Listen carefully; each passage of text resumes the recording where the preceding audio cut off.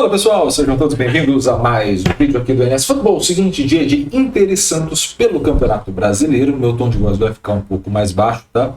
Novamente, relembrando vocês, minha garganta não tá lá 100%, então nesses vídeos de final de semana do Brasileirão, minha voz estará um pouco mais rouca e um pouco mais baixa, tá bom?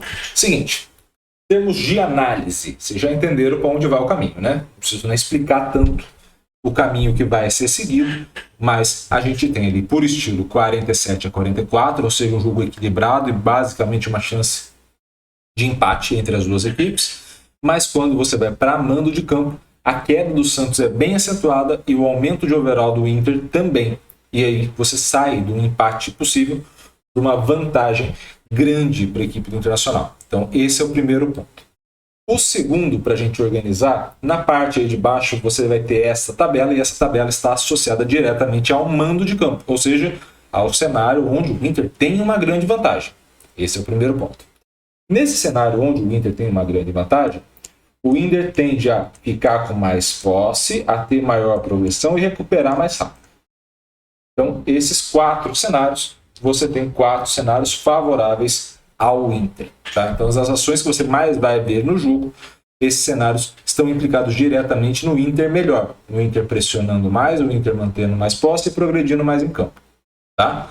Esses cenários vão ser úteis ou não de acordo com a minha capacidade de finalizar e converter e a minha capacidade ao adversário finalizar e converter, de eu impedir ele ou de finalizar bem ou de converter bem, tá? Então esse cenário que a gente passa a ter na parte ofensiva, ou seja, quando eu vou finalizar, vantajoso para o Inter nos dois critérios, tá? Quando a gente passa para a parte de defesa, o bloqueio, ou seja, a ação de eu interceptar essa bola depois do chute, passa a ser favorável ao Inter e a defesa do goleiro passa a ser favorável ao Santos. Então você tem ali um equilíbrio na parte de defesa, mas uma vantagem boa do Inter na parte ofensiva. Por isso o Inter sai à frente, fica à frente da equipe santista, tá?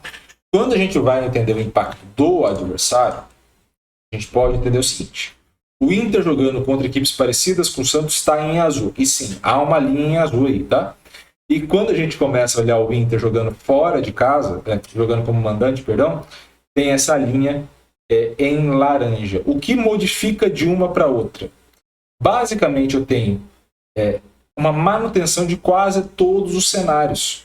A única coisa que faz no estilo de jogo ter uma nota um pouco mais baixa para o Inter em relação ao mando de campo é que as defesas do goleiro são menores.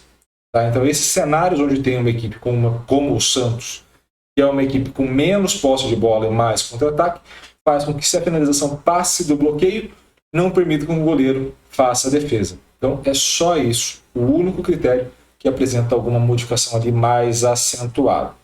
Já a equipe do Santos, ela passa a manter critérios mais baixos contra equipes parecidas com o Inter, assim como passa a ter esses critérios baixos pelo mando de campo, ou seja, jogando fora de casa, eu tenho tanto as velocidades de recuperação, quanto também a progressão e o passe na mesma forma.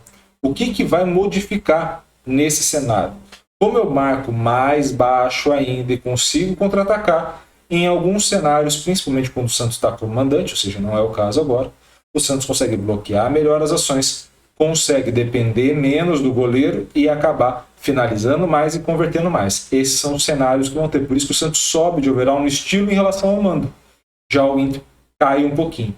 Qual é o grande ponto que a gente pode ter em termos mais gerais desse jogo, né?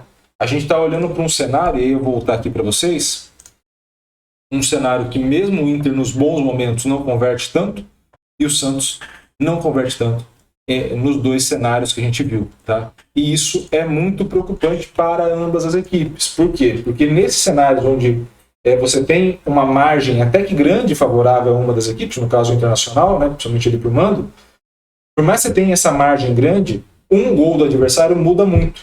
Por quê? Porque eu tenho dificuldade de converter. Então, quando eu tenho essa dificuldade de realizar isso, um gol do adversário basicamente destoa o meu jogo inteiro.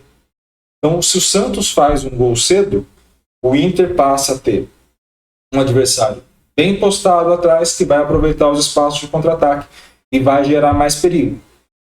Se o Inter faz o gol cedo, o Santos passa a ter que sair um pouco mais para jogo, sai das suas características principais, e acaba liberando mais espaço para ser atacado. Perceba como sofrer o primeiro gol, principalmente quando o teu adversário tem quando você tem essa dificuldade de marcar, você sofrer esse primeiro gol é muito ruim. Então, por isso que nesse jogo é muito importante realizar o primeiro gol, principalmente no caso do Santos, se quiser buscar uma vitória ou tirar um ponto ali do Inter nessa busca contra o rebaixamento, né? Essa busca contra o rebaixamento.